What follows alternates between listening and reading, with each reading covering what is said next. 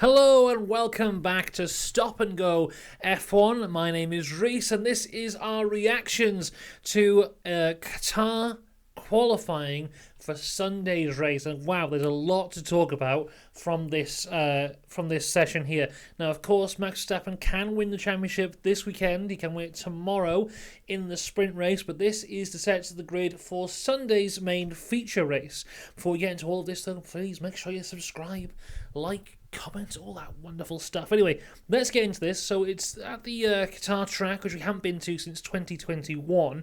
Now, if you watch practice this morning, well, not this morning, this afternoon, as it was here in the UK, you would have seen that the track is very dusty, very sandy, has recently been resurfaced, so there was no grip at all. Now, as the weekend goes along, there will be more and more grip, but it appears that even in qualifying, the grip wasn't fully there. Also, there's a big crosswind that was coming along, pushing a lot of guys off track. Along with this, there's huge runoff areas at every single corner. The combination of no grip, massive winds, and big runoff areas has led to a lot of track limits violations. Welcome back, the main character of the Austrian Grand Prix, track limits violations. I hope you like them. There's quite a few to get through in this session, I imagine going forward throughout the entire weekend. Anyway, so another big thing in qualifying was the amazing pace that Fernando Alonso had. Now, if you watch my preview, I said that I expected this track to be very much like a Monza. And I said the ones I expected to be struggling would be Aston and Alpine, and I couldn't be further from the truth. Now, those two did struggle in Monza, but here they've actually got quite a bit of pace. Alonso looked incredible in the practice sessions and would look very good in qualifying as well. Also, let's talk about the heat. Now, the heat, I think, will be a big conversation point in the race, in the sprint race and the feature race, in terms of tyre degradation. At the start of this session, it was 31 degrees at night time, so that is just insanely hot. If you regularly watch the channel, you'll know I went to the Hungarian Grand Prix this year, and on one day it was 30 degrees in the middle of the day and I was melting. So for there to be 31 degrees at night, that's just unimaginable heat there in Qatar. Going into Q1 though, and Max and Checo went out early on used soft tyres to try and get those early banker laps in. Track evolution is huge here, not only because track evolution is always huge, but also because of just, as I said, the lack of grip, and as more guys go on, it gets better and better and better. There's less dust and sand on the track. So track evolution huge throughout this entire day. The Mercedes would go out on medium tyres, though, at the start, trying to gamble on kind of the grip being more for them there in those medium tyres, but they didn't end up setting any lap times on those tyres and reverted back to the softs. Then, track limits. So, Stroll, lap time deleted track limits. Norris, lap time deleted track limits. Leclerc, lap time deleted track limits. Piastri, lap time deleted track limits.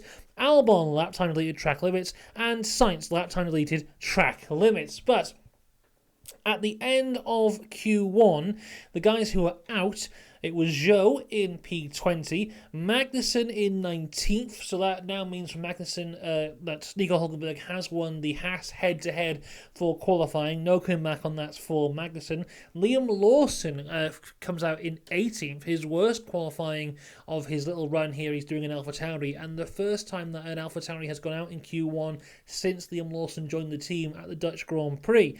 Stroll is in 17th, and this is 4 Q1 exits in a row for Lance Stroll now, and he was 1.1 seconds slower than Fernando Alonso. And as you may already know, this is not the last time we'll be discussing Lance Stroll in this video. We'll come back to him just before we get into Q3, because wow, is there stuff to discuss about him. Logan Sargent, though, he was the last one out in Q1. P16, just 0.092 off getting into Q2. And the person who knocked him out, his teammate, Alexander Albon, who was in P15. You know, good result there for Sargent. Even though he's still going out in Q2, to be 0.092 off Albon in that session, I think is still a very good result for him there. Also, what comes up is that Hamilton, Lawson, Yuki, and Oscar Piastri all went too slow on the outlap. Now, this is one of the tracks where we have a maximum outlap time. If you do not match that time, you will get penalised. We saw it in Monza, and where else was it? Was it Singapore? I can't quite remember, but we've seen it in another track as well. I say we've seen people get penalised. Every time this has popped up, they've always got away with it. So I don't think we'll see anything from this as it stands at the minute, because this rule doesn't really seem to get enforced. And it also seems like if you have traffic or you're letting people through, then you can kind of just get away with whatever. So I think those four guys will be fine going forward. Going into Q2 now, and Esteban Ocon gets his lap time deleted due to track limits. With 2 minutes to go, the top three was Norris, Piastri and Verstappen, and those three were separated by 0.073 of a second. Carlos Sainz was in the drop zone, and he was impeding Max Verstappen as well. They were both on a outlap, it seemed, but coming into Q3 to start their fast lap. And Carlos Sainz really quite aggressively defending against Max as he tried to get some position there. He was under investigation for driving erratically. We'll see what comes of that in the end. Nico Hülkenberg gets the lap time deleted, but the big news, Sergio Perez, who was safe and into Q3, he got a lap time deleted and was knocked out in Q2. Let's go through this then. The guys who were out. Hülkenberg, he went from 12th to 15th due to his lap time being deleted. Albon was 14th. Then Sergio Perez, who I think would have been 10th, got his lap time deleted and will start Sunday's race from 13th place. This is him missing Q3 now for the 8th time this year. Of course, he had that massive streak in the midsection of the season where he missed a lot of Q3s. But here again, kind of unfortunate for him to have it this way, because he did have the pace to get through. But once again, Sergio Perez not making it into Q3. Carlos Sainz as well didn't get through. The man who had back-to-back pole positions not too long ago, the only man to win this year, not in a Red Bull, will start Sunday's race from 12th. Then Yuki Tsunoda is the last one to be knocked out in Q2, P11. Valtteri Bottas, the lucky man who got through thanks to Perez getting that track time deleted. Fantastic performance from Bottas, though, it's got to be said, to get into Q3 in the Alfa Romeo. Really, really great stuff from Bottas there. So, Q3. But before we go into Q3, we have to talk about Lance Stroll. So I don't know if this was shown on the World feed, but it was certainly shown on the Sky feed. Just before Q3, we see some replays of Lance Stroll. After he'd been knocked out of Q1, he gets out of the car. His personal trainer tells him he has to go get weighed. Lance kind of just ignores him and walks off. His personal trainer kind of gets in his face to go, "Come on, you've got to get weighed before we go." And Lance grabs him and pushes him into the wall just behind where the cameras can see. Proper aggressively pushes him out of the way. And you can tell Lance Stroll is absolutely furious at himself for not being very good. Then we have an interview with Lance Stroll conducted by not the ITV guys. ITV? F1 hasn't been on ITV since 2007. Lance Stroll having an interview with the Sky Sports guys. And the first question he gets asked is how he feels about his qualifying performance. And his answer is just shit. And he goes, "Okay, so Lance, what do you think is not clicking with you in the car at the minute?" And he says, "I don't know." And he goes, "How does your mindset change this weekend? Did it become a training session, or are you just going to go for it in the sprint?" And he goes, "I'm just going to keep on driving." And he just walks off. You don't really see much emotion from Lance Stroll as it is. He either has neutral or kind of happy, and those are the two emotions. But the fury in the eyes and soul of Lance Stroll during this interview, oh my God, it was gripping television. Now, I have to say, for morality reasons, I think it was bad that he pushed his personal trainer. You shouldn't push personal trainers. I have a personal trainer, and if I pushed him, he'd be very upset. But also, that interview was incredible. It's the best thing Lance Stroll has done all year. Driver of the day, Lance Stroll, for that one interview. Oh my God. Fantastic entertainment. But yeah, he's angry and he's got no one to blame but himself. He's been consistently below average all year, possibly the worst driver of the year so far who isn't called Nick de Vries. Anyway, into Q3 now, and everyone's going out on their first lap times, and Lando Norris gets his lap times deleted due to track limits, and after the first lap times for everyone, this is your top 10. So you got Verstappen in provisional pole by half a second from Lewis Hamilton. The Mercedes, both cars from Mercedes, weren't really there. They were kind of like in the upper echelons, but not kind of challenging for anything. Then in Q3, they really came alive. So Lewis Hamilton half a second off provisional pole after the first lap times, with George Russell completing the top three. Piastri was fourth from Leclerc, from Ocon, Alonso, Gasly, Bottas in ninth, and then Lando Norris, who had not set a time. Now, to go out for the fast laps, George Russell has stopped in the pit lane in order to build a gap. Now, we saw Max Verstappen do this in Singapore, and there was questions around should he have got a penalty or not for impeding. And then, of course, he also impeded Yuki Tsunoda.